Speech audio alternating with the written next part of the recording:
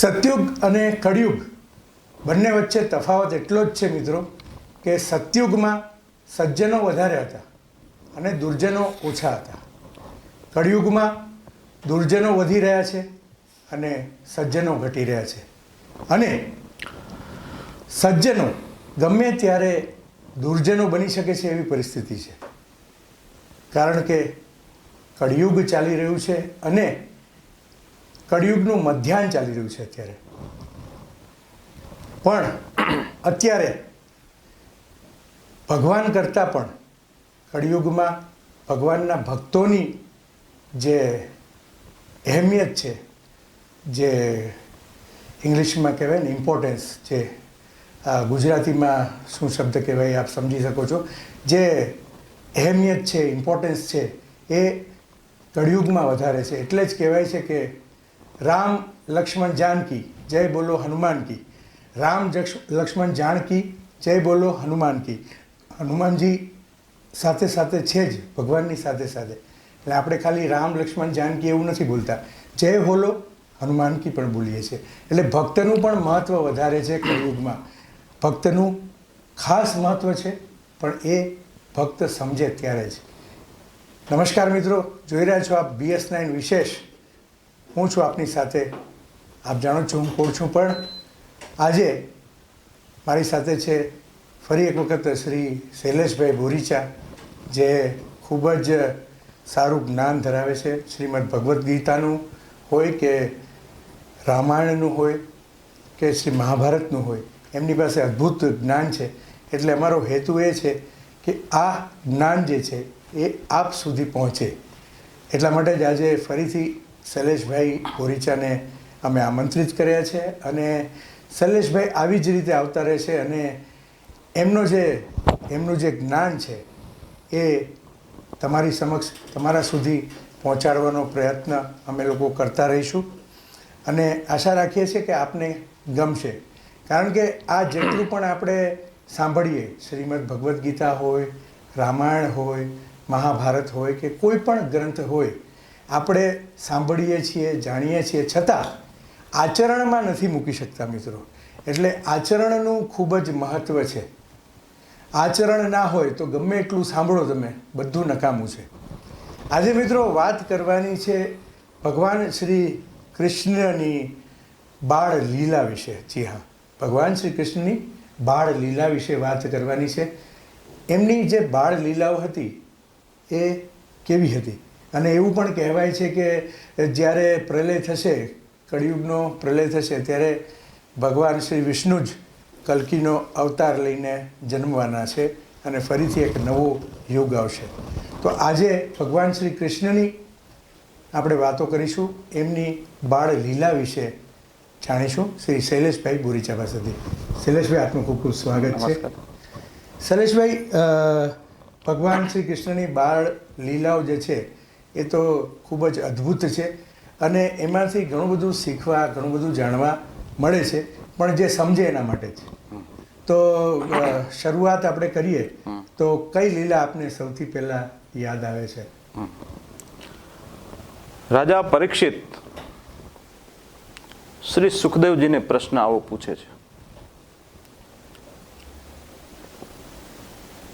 કે હે રાજન, સૂર્યવંશમાં અને ચંદ્રવંશમાં ઘણા રાજાઓ થયા, તમે બધાનું વર્ણન પણ કર્યું, પણ યદુવંશમાં ભગવાન શ્રી કૃષ્ણનો જન્મ થયો અને એમને જે બાળ લીલા કરેલી એ લીલામૃત હું સાંભળવા ઈચ્છું છું. રાજા પરીક્ષિત બોલ્યા છે કે કથિતો વંશ વિસ્તારો ભવતામ સોમ સૂર્યયો રાજ્યામ ચ અભયમ વંશ્યાનામમ ચરિતમ પરમાદુતમ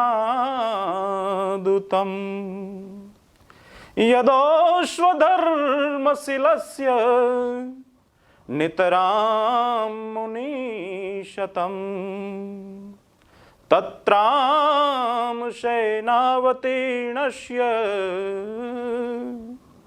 વિષ્ણુ વીર્યાણી સંશય. શ્રીમદ ભાગવત મહાપુરાણ 10:1:1, 10:1:2. રાજા પરીક્ષિત આવો પ્રશ્ન પૂછે છે કે બધા રાજાઓ થયા એમાં હું શ્રી કૃષ્ણનું ચરિત્ર બાળલીલા સાંભળવા ઈચ્છું છું, એટલે તમે કૃપા કરી અને મને કૃષ્ણની બાળલીલાનું વર્ણન કરો. અને સુખદેવજી વર્ણન કરે છે કે રાજન, પરમાત્માએ કોઈ લીલા કરવામાં બાકી રાખી નથી અને એની લીલા એટલી અદ્ભુત છે કે જે વૈષ્ણવ સંપ્રદાય છે, વૈષ્ણવ ઉપાસક છે, એમાં જ સતત તરબોટ, એમાં જ સતત જે સ્નેહયુક્ત બાલકૃષ્ણને પ્રેમ કરે છે, એ બાલકૃષ્ણ જ ઈચ્છે છે. શ્રીમદ વલ્લભ મહાપ્રભુજી પણ આ વાતની સ્પષ્ટતા કરે છે. એટલે સાધુ સંતોએ બધા પરમાત્માનો એક અર્થ કરી હરિશબ્દ પ્રયોગ લખ્યો છે. હરિશબ્દ દરેક પરમાત્માનો સમન્વય શબ્દ બતાવ્યો છે. શિવજી રામને પણ હરિ કહે છે, શિવજી કૃષ્ણને પણ હરિ કહે છે. જી. અને આ બધા વાત મારી નથી, સ્પષ્ટતા કરે છે ગોસ્વામીજી. જી. હરિ ઈચ્છા ભાવી બલવાન હૃદય વિચારત શંભુ સુજાના. શિવજી હરિ શબ્દ પ્રયોગ કરે છે. હરિ ઈચ્છા ભાવી બલવાના, ઈશ્વરની ઈચ્છા હશે એમ થશે અને ભવિષ્ય બળવાન છે.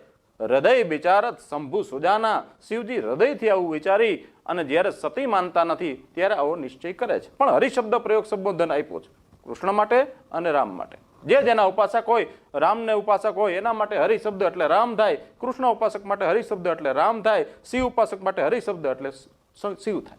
જેના ઉપાસક હોય હરિ શબ્દ સમન્વય. તો અહીંયા રાજા પરીક્ષિત પ્રશ્ન પૂછે છે કે મને એ યદુવંશમાં ભગવાન શ્રી કૃષ્ણનું ચરિત્ર સમજાવો. અને સુખદેવજી શરૂ કરે છે કે રાજન, એનું અગાઢ ચરિત્ર સમુદ્ર જેવું છે, હું કઈ રીતે કહી શકું, છતાં મારી વાણીને પવિત્ર કરવા માટે તમને આ શ્રી કૃષ્ણની બાળ લીલાનું ચરિત્ર કહું છું. એ જરાક તમે મન દઈને સાંભળો. આત્માનમેહ સંજાતમ જાનન કાલ વિષ્ણુના હતમ મહા અસુરમ કાલનેમી યદુભિષવ્યરુધ્યત. પેલા કંસની ચર્ચા કરી છે. સામાન્યપણે નિયમ છે, આપણે દિવસ આવે એ પહેલા રાત આવે છે, એમ શુભ પહેલા અશુભ વસ્તુ હોય છે. બોર ખાય છે તેમાં ભેગા કાંટા પણ હોય છે, બોરડીમાં લીંબુમાં પણ ભેગા કાંટા હોય છે, એમાં શુભ અને અશુભ સમાયેલું છે. એમ દિવસ પહેલા રાત્રિની શરૂઆત થાય છે. એટલે સુખદેવજી વર્ણન કરતા વાત કરે છે કે કંસ પોતાનો પૂર્વજન્મ જાણતો હતો કે હું પૂર્વજન્મમાં કાલનેમી નામે અસુર હતો અને વિષ્ણુએ મને માર્યો હતો. એટલે પોતાની વેરવૃત્તિ વાળવાથી કૃષ્ણ પ્રત્યેથી એ પહેલેથી જ કૃષ્ણનો વિરોધી હતો. અને એટલા માટે કૃષ્ણ પરમાત્માના જન્મ પહેલા કંસે આવી ટુકડી, આવી સેના તૈયાર કરી. આવા એના મિત્ર હતા. જેવો માણસ પોતે હોય એવા જ એના મિત્ર હોય. ભગવાન વેદવ્યાસ લખે છે. આવું ઇંગ્લિશમાં પણ કહેવાય છે. હા, કે a man is known by the company he keeps. એટલે જેવા મિત્રો રાખે છે, હા, એવા જ એની અંદર ગુણો પેદા થાય છે. હા જી, ખરી વાત. પ્રલંબ બકચારુણ તૃણાવ્રત મહાશને મુષ્ટિક અરિષ્ટ દ્વિવિધ પૂતના કેશી ધેનુકે અન્યે સ્વાસુરે ભૂપાલો બાણો ભૌમાદિભિયુતમ યદુનામ કદનમ ચક્રે બલી માગધ સંશય. 10:2:1 પ્રલંબ, પ્રલંબાસુર નામનું અસુર, આ કંસની મિત્રની ટુકડી. પ્રલંબ બક, બીજો બકાસુર, ત્રીજો ચારુણ, ચોથો તૃણાવ્રત, પાંચમો મુષ્ટિક, છઠ્ઠો અરિષ્ટાસુર, સાતમો દ્વિવિધ, અને 8મી જેને આપણે માસી પૂતના તરીકે ઓળખીએ છીએ, પૂતના. 9મો બાણાસુર, 10મો ભૌમાસુર અને 11મો જરાસંઘ, જે મગધ દેશનો રાજા છે. આ બધાની ટુકડી, આ એક પછી એક એવા અસુરો હતા કે જેની સામે એક અક્ષોણી નહીં પણ કદાચ 18 અક્ષોણી સૈન્ય હોય તો એક માટે ભારે પડે એવા હતા. એનો નાશ કૃષ્ણ પરમાત્મા સિવાય કોઈ વિચારી પણ ન શકે, કલ્પના પણ ન કરી શકે, કારણ કે આ લોકો એટલા માયાવી હતા. તાકાત પણ નથી. હા, પોતે બ્રહ્માનું તપ કરીને એટલું પ્રાપ્ત કરેલું હતું કે જેની સામે કોઈ જેવા તેવો કોઈ એની સામે પરમાત્મા સિવાય પહોંચી શકે નહીં. એટલા માટે શાસ્ત્રમાં સ્પષ્ટતા કરી, જબ જબ હોય ધર્મ કે હાનિ બાંઢઈ અસુર અધમ અભિમાન. જ્યારે જ્યારે ધર્મની હાનિ થાય અને અસુરોનો ત્રાસ વધી જાય, તબ તબ ધરહી પ્રભુ બિભિત શરીરા, ત્યારે પરમાત્મા કોઈને કોઈ અવતારે ધારણ કરે છે અને આ અસુરોનો નાશ કરે છે. આટલા અસુરોની ટીમ ભેગી કરી પરમાત્મા કૃષ્ણને જન્મ પહેલા તૈયારી કરવા માટે કે વિષ્ણુએ મને ગયા જન્મમાં માર્યો હતો, એટલે આ જન્મમાં કોઈ પણ રીતે એ કૃષ્ણને હું મારીશ. કંસ આવો પોતાનો વેરવૃત્તિનો સ્વભાવ અને સામાન્યપણે આસુરી પ્રકૃતિનું લક્ષણ જ આ છે. જી. ભાગવત ગીતામાં તો 16મો અધ્યાય સ્પષ્ટતા કરી છે, દેવાસુર સંપન્ન વિભાગ યોગ. એમાં આસુરી સંપ્રદાયને લઈને કયા કયા ગુણો હોય છે એ બતાવ્યા છે. દંભ દર્પ ક્રોધ અભિમાન ચ પારુષ્યમ એવ ચ અજ્ઞાનમ ચ અભિજાતસ્ય આસુરીમ સંપદામ. 16:4. જી. દંભ, જેનામાં દંભ છે એ આસુરી સ્વભાવનો છે, આસુરી વૃત્તિનો છે. પછી કોઈ પણ ધર્મનો, કોઈ પણ જાતિનો હોય, પણ દંભ છે એટલે અસુરીનું લક્ષણ છે, સુરનું, દેવોનું લક્ષણ નથી. દંભ દર્પ, દર્પ એટલે કઠોરતા, જેને કોઈ પ્રત્યે દયા આવતી નથી, નિર્દય છે, એ આસુરી છે, આસુરી સ્વભાવ વાળો છે. ત્રીજું, અતિશય જે ક્રોધી છે, દંભ દર્પ ક્રોધ, અતિશય જેને ક્રોધ આવે છે, કોઈ સામાન્ય વાતમાં બીજાને જાજી સજા કરે છે, એનું વેર ભૂલતો નથી, વર્ષોના વર્ષો વહી જાય, પોતાની વેરવૃત્તિ ભૂલતો નથી, એ આસુરી સ્વભાવનો બતાવ્યો. ચોથું લક્ષણ બતાવ્યું, અભિમાન છે, જેનામાં અહંકારની માત્રા જાજી છે. મને આમ કેમ કીધું, મારું સ્થાન કેમ ઊંચું ન આપ્યું, દક્ષ પ્રજાપતિને જેમ મને કેમ માન ન મળ્યું, અહંકારની માત્રા જાજી છે, એ આસુરી સ્વભાવનું છે. પાંચમું લક્ષણ બતાવ્યું, પારુષ્યમ, જે પોતે છે નહીં એના કરતા દેખાવ જાજો કરવા ઈચ્છે છે, એટલે દંભી પણ છે, કઠોર પણ છે અને ભેગો કપટી પણ છે. જેનામાં ચતુરાઈ એવી છે કે બીજાને જલ્દી હું કેમ છેતરી લઉં, પોતાનો સ્વાર્થ કેમ સાધી લઉં, આવી જ ભાવના છે, એ પણ આસુરી સ્વભાવનું બતાવ્યું. મીઠી મીઠી વાતો કરી. હા હા, ઘણા એવા હોય છે કે મીઠી મીઠી વાતો કરી હા, ને તમને એવો જાદુ તમારી ઉપર કરી દે. હિન્દીમાં એટલા માટે જ કહેવાયું છે કે ભાલ પે તિલક ઓર મધુરી બાની, દગાબાજ કી યહી નિશાની. ખરી વાત. દુલાભાઈ કાગે તો અમારે સ્પષ્ટતા કરી સાહેબ, જી, કે મન મેલા તન ઉજળા કપટી બગલા અંગ, એથી તો કાગા ભલા જેના એક જ રૂપ રંગ. વાહ, બહુ સાચી વાત કરી. પાંચમું લક્ષણ આ પારુષ્યમ બતાવ્યું અને છઠ્ઠું લક્ષણ બતાવ્યું અજ્ઞાનમ ચ અભિજાતસ્ય, જેનામાં અજ્ઞાન ઘર કરી બેઠું છે, એટલે જ્ઞાનનો સંચાર છે જ નહીં, જેને કઈ સમજવું જ નથી, જી, પોતાનું મન માલનું જ આચરણ કરવું છે, એવા અજ્ઞાની પણ આસુરી સ્વભાવના બતાવ્યા છે. એવો આ કંસ આસુરી સ્વભાવનો છે અને આસુરી વૃત્તિવાળા અસુરોને ભેગા કરી અને મિત્ર મંડળની ટુકડી બનાવી છે. બીજી બાજુ સાહેબ, દેવતાઓ સહિત જેને સૂર કહેવામાં આવે છે, દેવો કહેવામાં આવે છે, એ આ કંસથી આકુળ વ્યાકુળ ભયભીત થઈ ગયા છે કે હવે આનામાંથી ભગવાન અમને છોડાવે તો સારું. અને બનાવ એવો બને છે કે કંસના અત્યાચાર દુરાચાર એટલા વધી ગયા કે જે માણસ ખાય એનું ખોદે, આપણે જેને કહી, જેને નગુણા કહી, જેને નુગરા કહી, પણ કંસે તો હદ વટાવી અને ક્યાં સુધી ખરાબ કર્યું. ભગવાન સુખદેવજી બોલે છે, ઉગ્રશૈનમ ચપિતરમ યદુ ભોજાંધિકાધિપમ મહાસુરમ યદુભિષવ્યરુધ્યત. 10:1:69. ઉગ્રસેને પોતાના પિતાને જ કેદમાં પૂરી દીધા, જેલમાં. પિતાનું રાજ છીનવી લેવા માટે થઈને પોતાના પિતાને જ જેલમાં કંસે પૂરી દીધા ઉગ્રસેનને, અને એનું રાજ છીનવીને કંસ મીંડો રાજ કરવા. હવે આનાથી બીજી દુરાચારની હદ કઈ વટાવી? પણ એ તો અધર્મી છે, એટલે એનું તો કોઈ ધર્મ જ નથી ને. એ તો માતા પિતા બધા એના માટે સરખા જ છે, કારણ કે એને અધર્મ જ કરવો છે, એને અનીતિ જ કરવી છે. એટલે એ તો એટલે જ એ લોકોને અસુર કહેવાય છે કે અસુર એટલે શું? એ અસત્ય છે. અને હંમેશા દરેક યુગની અંદર સત્ય અને અસત્યની જ લડાઈ છે, અને એ રહેવાની જ છે, અને અંતે જીતે છે સત્ય. એટલે જ કહેવાયું છે કે સત્યમેવ જયતે. સત્ય સદા જીતશે જ, પણ સત્ય ઉપર ભરોસો રાખવો પડે. ખરી વાત છે. જી. એટલે કંસના આ દુરાચાર વધી ગયા છે. બનાવ એવો બને છે કે કંસ પોતાની બેનના લગ્ન કરે છે, અને જે રથ હોય એ જે ઘોડાની જે આગળની જે કહીને એ કંસ રથ ચલાવી હાલી, જાજુ હું કહું તો અતિશયોક્તિ લાગે, પણ ઊંધા પગે ચાલે છે. બેન ઉપર તો એટલો સ્નેહ છે.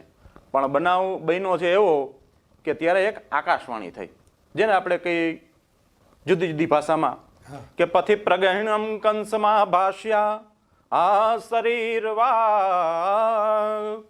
અસ્યાસ્તવમ અષ્ટમો ગર્ભો અંતાયામ વહસે બુધ. 10:1:34. હે કંસ, જેનો તું રથ હકારીને જઈ રહ્યો છે, જેનો તું રથ ચલાવીને જાસ, એ જ બેનનો 8મો દીકરો તારો નાશ કરશે, એનાથી તારો વિનાશ થશે. એટલે કંસ ભયભીત થાય છે કે ઓહો, હું મારી બેનના ધામધૂમથી લગ્ન કરું છું અને એનો જ દીકરો મને મારી નાખે, ભાણેજ જ, તો હવે શું ઉપાય કરવો? અને દરેક માણસ પોતાનો જીવ બચાવે. શ્રીમદ ભાગવતમાં તો સુખદેવજી વર્ણન કર્યું છે કે પેલા તો કંસ મનમાં એમ વિચારે છે કે કાંઈ વાંધો નહીં, હજી તો એ બાળક નાનું જન્મે, 8મું બાળક જન્મે, ત્યારે એ મોટો થાય ને પછી મને મારવાનો વિચાર કરે, એ ત્યારે હું કાંઈક એનું રસ્તો કરીશ, તો ત્યારે એને મારી નાખીશ. આવું પોતાની મનગળત અર્થ કરે છે. પણ આવો મનગળત અર્થથી દેવતાઓને શાંતિ થઈ નહીં, તો કંસના હજી આ દુરાચારના પાપ વધી જશે, અને હજી અમને કોઈને શાંતિ લેવા દેશે નહીં. એટલે દેવર્ષિ નારદને તૈયાર કર્યા છે. જ્યારે કોઈ કીધે કોઈ કામ ન થાય, ત્યારે કૃષ્ણ પરમાત્માનું મન એ દેવર્ષિ નારદ છે. એટલે ભગવદ્ ગીતામાં સ્પષ્ટતા કરી છે, દેવર્ષિણા નામ નારદ ચ અસ્મિ.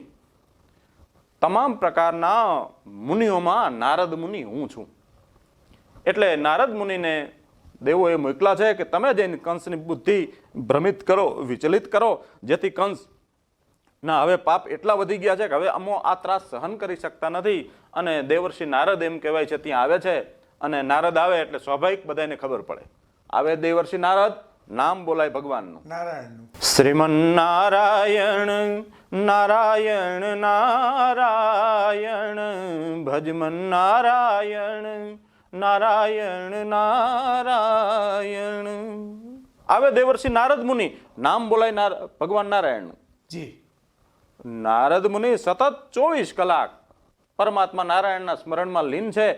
પરમાત્મા એનું મન સમજાયું છે, અને દેવર્ષિ નારદના કહેવાથી કંસ થોડોક વિચલિત થઈ જાય છે કે કંસ તે આકાશવાણી સાંભળી? તો કે હા દેવર્ષિ સાંભળી, પણ એમાં તો 8મો ગર્ભ મારો નાશ કરશે, મારો વિનાશનું કારણ બનશે, આવી વાતની સ્પષ્ટતા થયેલી છે. એટલે દેવર્ષિ નારદ કંસને આ રીતે સમજાવે છે કે કંસ પણ 8મું બાળક, પણ કઈ રીતે 8મું બાળક?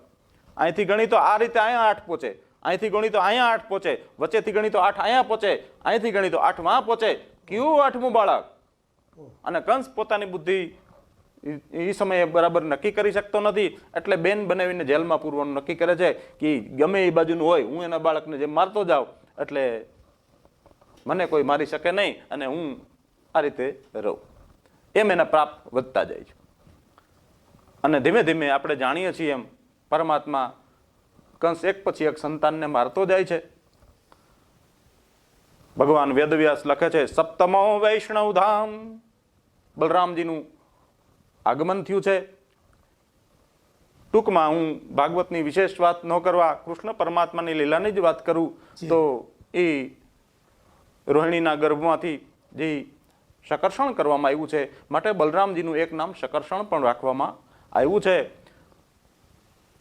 અને અદ્રશ્ય તનુજા વિષ્ણુ સાયુધાષ્ટ મહાભુજા, યોગમાયાને બોલાવ્યા છે. યોગમાયા જાય છે અને યોગમાયા જેવા કંસ એને મારવા જાય છે એટલે યોગમાયા આકાશમાં ઉડી અષ્ટભુજા સાથે ઉડી અને કંસને આ રીતે વર્ણન કરે છે કે કિમ મયા હત્યા મંદ જાત ખલુ તવાંતકૃત યત્ર કવવા પૂર્વ શત્રુમાં હિંસી કૃપશાન વ્રથા. 10-4 વાર કે હે મૂર્ખ, તું જેને મારવાનો વિચાર કરે છે એ તો જન્મ લઈ ચૂક્યો છે. હવે તું ખોટી વ્યર્થ ખોટા બાળકોની, નિર્દોષ બાળકોની હત્યા કરમાં અને કંસ વધુ ભયભીત થાય છે. પછી તો હવે એક ટુકડી જ બનાવેલી છે આ બધાની કે કોઈ પણ નાનું બાળક દેખાય એટલે એ કૃષ્ણ જોઈ જે કાંઈ આમાં થઈ ગયું પણ હવે એને આ મારવાનો વિચાર કરો. અને એમાં બધાની પહેલા ભાગીદારીમાં હિસ્સો લે છે પૂતના, માસી પૂતના જેને કહેવામાં આવે છે. ભગવાન પૂતના ગોકુળમાં ભગવાનની છઠ્ઠીનો દિવસ છે, પ્રાગટ્ય થઈ ચૂક્યું છે. અને જે આપણે સામાન્ય ભાષામાં જે કહી કે બ્રહ્મા લેખ લખવા આવે, આ તો સાક્ષાત પરમેશ્વર છે. છઠ્ઠીનો દિવસ છે એટલે સ્વાભાવિક વાત છે, બધે ઘરમાં આનંદ ઉત્સાહનું વાતાવરણ હોય અને બધા લોકો મળવા પણ આવતા હોય. એમાં પૂતના સજી બજીને અસુરમાંથી સુરી થઈને આવે છે, સુંદર સ્ત્રી થઈને આવે છે, પોતાનું સ્વરૂપ ફેરવે છે.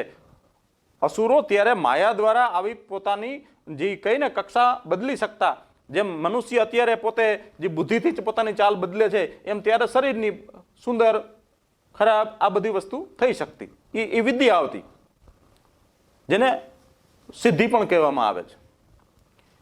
પૂતના સુંદર સ્ત્રી થઈને આવી છે, સુંદર કપડાં, સુંદર અલંકાર, બધું આભૂષણ પહેરી, જે કોઈને કલ્પના પણ ન થાય. અને જેવી એકાંત મળે છે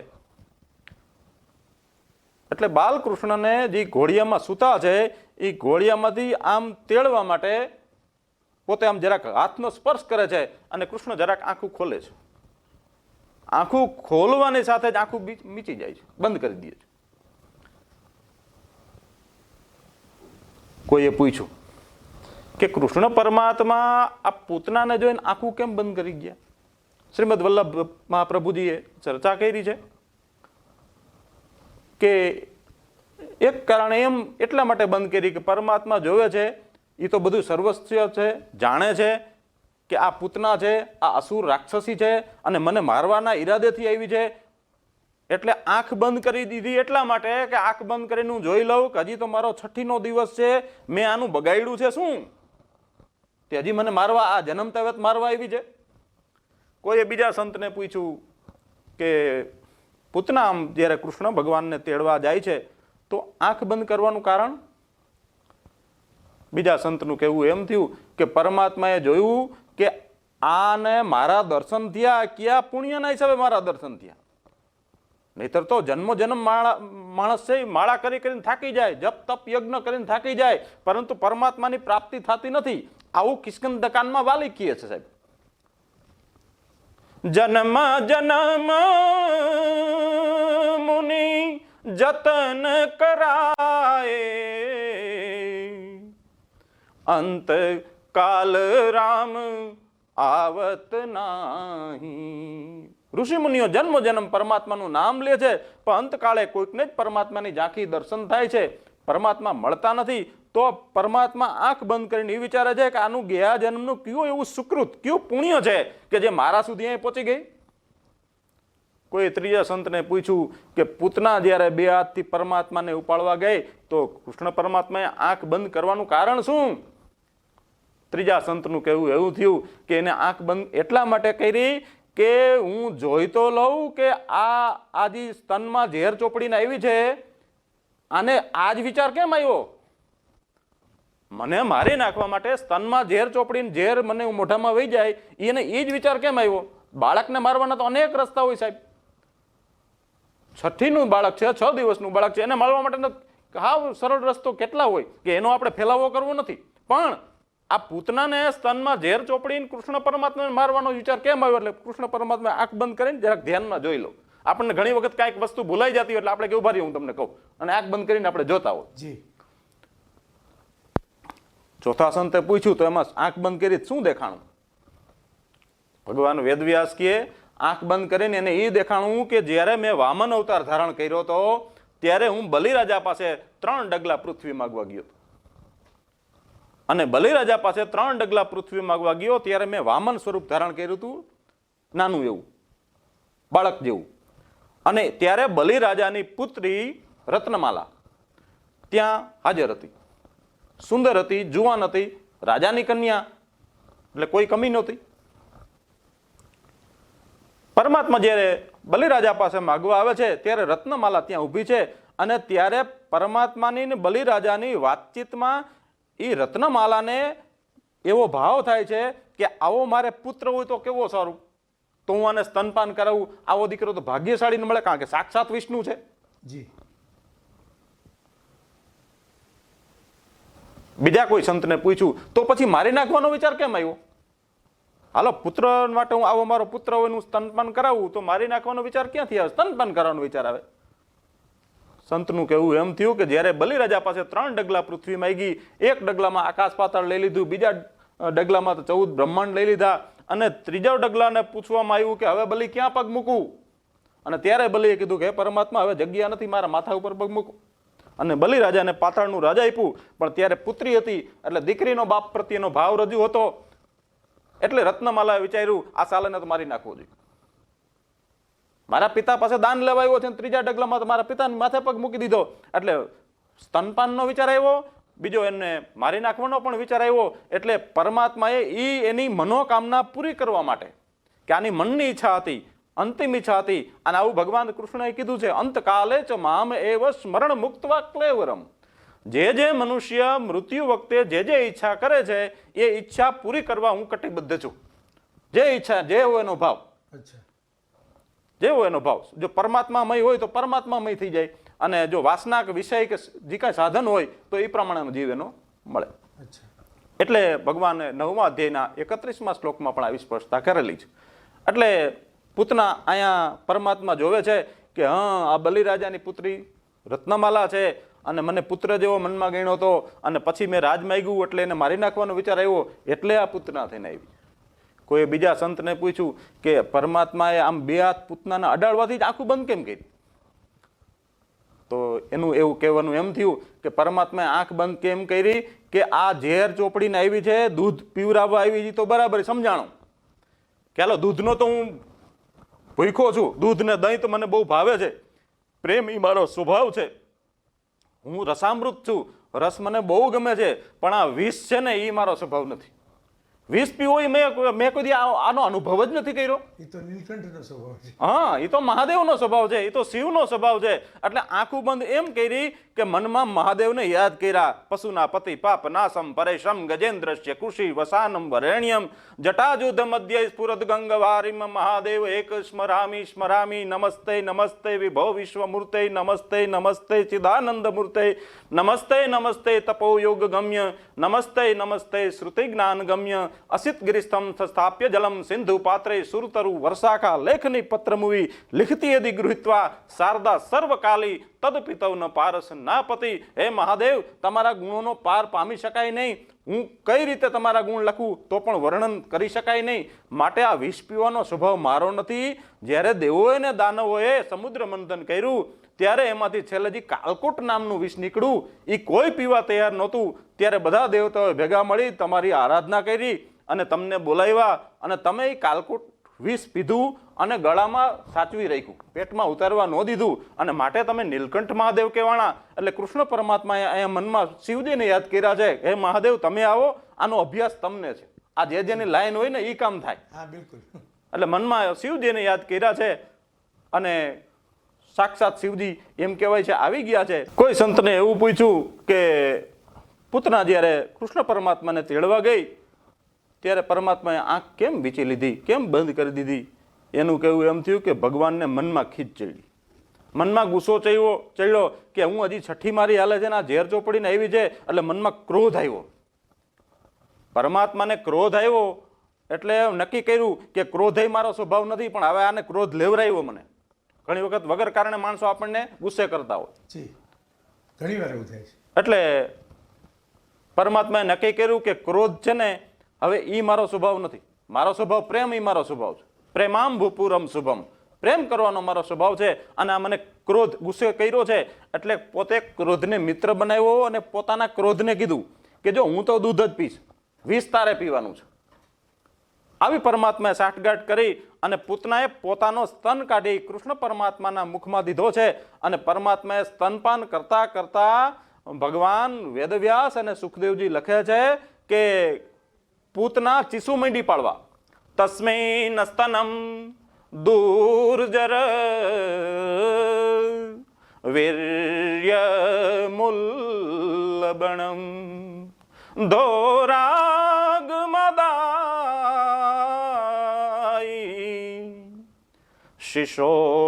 શિશોર્દાવથ ગાઢમ કરાભ્યામ ભગવાન પ્રપીડ્ય તત પ્રાણો સમમ રોષસ મન્વિતો અપીબ્રત પ્રાણો સમમ રોષસ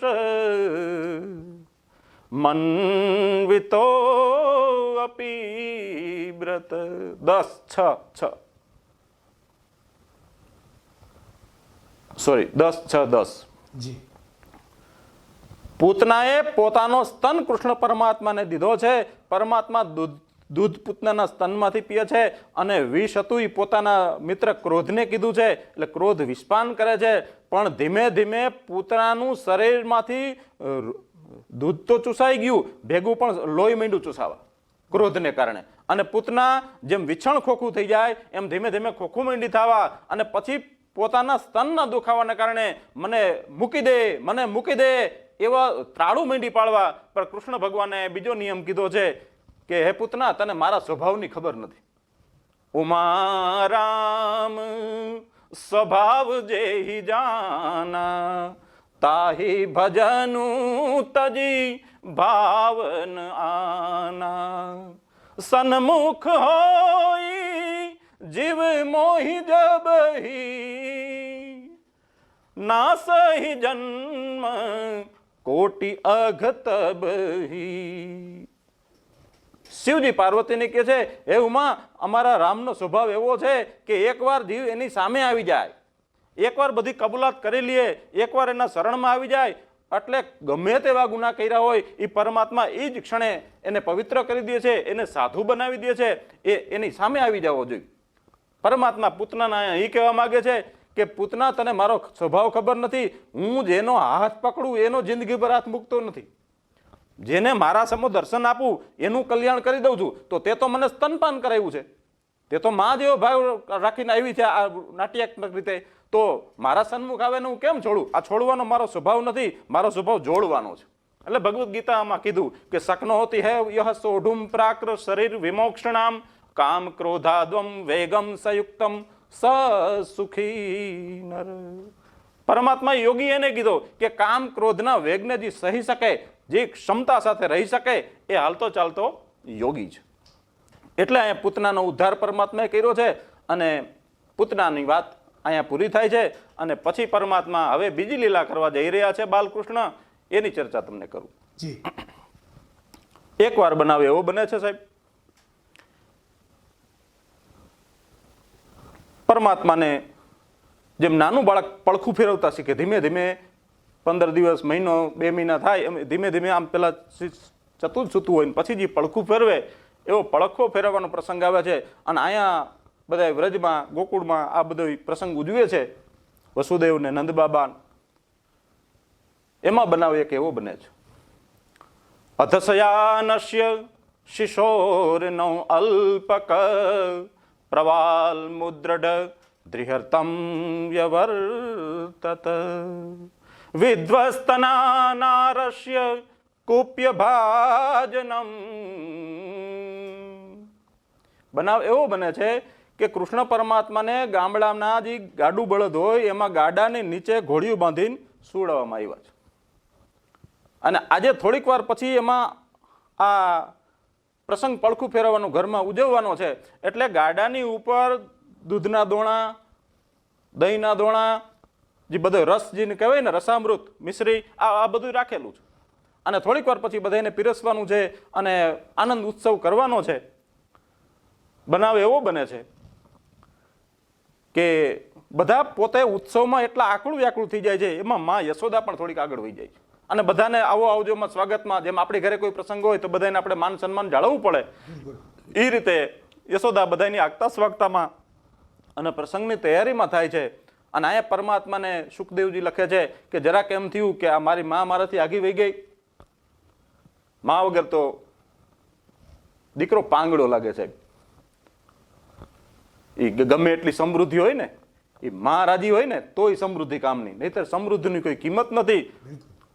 મોઢે બોલું માં, ત્યાં તો મને સાચે નાનપણ સાંભળે અને પછી આ મોટપની મજા કડવી લાગે કાગડા. પરમાત્મા જોવે છે કે માં જરાક કામમાં અસ્વ્યસ્ત થઈ ગયા છે, એટલે માં યશોદાજી અને બધા મહેમાનો સાથે કામમાં અસ્તવ્યસ્ત છે. પરમાત્માને થોડુંક એમ થાય છે કે માં મારાથી થોડીક અળગી પડી ગઈ છે અને માં વગર મને એક થોડુંક એકલાપણું પણ લાગે છે. હજી હું નાનું બાળક છું, એક રીતે એ પણ વિચારે છે. એટલે પોતાનો કોમળ પગથી જરાક ગાડાને આમ જરાક સેજ નહીં જવું અડાડે, ચાચડીની જેમ. અધસયાનસ્ય, પોતાની પરિસ્થિતિ એવી છે, સુતા છે, અર્ધજાગૃત અવસ્થામાં છે, શિશોરનો અલ્પક. અને એ જરાક ચરણ સ્પર્શથી એ ગાડું આખું ઊંધું પડી ગયું, માખણ, દૂધ, દહીં બધું ઢોરાઈ ગયું, બધા દોણા બોણા ફૂટી ગયા, કાચ માટીના જ વાસણ હતા. અને આટલું નહીં, પણ બનાવ એવો બન્યો કે બધા લોકો આકળું વ્યાકળું થઈ ગયા કે આ શું થયું.